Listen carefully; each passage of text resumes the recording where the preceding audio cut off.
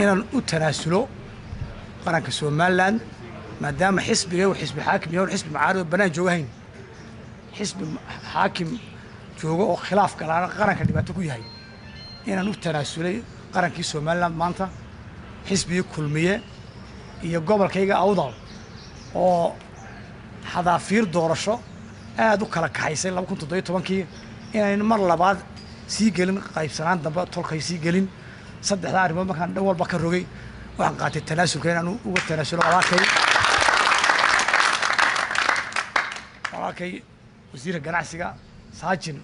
inaan uga tanaasulo maadaama aanu adigi maanta waxa la nuweyn basawata nuweyn waraabcna mardaan odigay Samaroona anu madaxweynaha qaranka waxaan ahay dadano madaxweynaha Samaroon baan hayaa ma Awdal baan hay marka waxay noqotay inaan kayga hadoo ila tartamay isagu soo joogsaday inaan ka tanaasulo dayo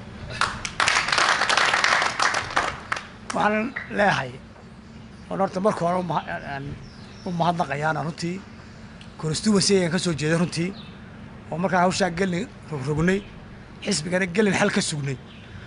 annagu sameeyay dhammaan go'aanka qaadanay inaan tanaasulo oo aad iyo aad runtii constituency aad iyo aad ugu mahadnaqayo oo noqday oo iyagu qudhoodu markay arkeen xisbi kulmiye maanta in sidii aad maqasheen taariikhdu maqasheen xaakimkii labada dumar ay isku qabsadeen ilmaha ana dhalay iminku xaakim kale saari kari waayay yiri u kala gooya dibna tii dhashay tiri ma kala gooynina u daaya tiri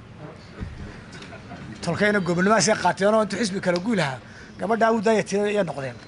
la kala gooyn maayee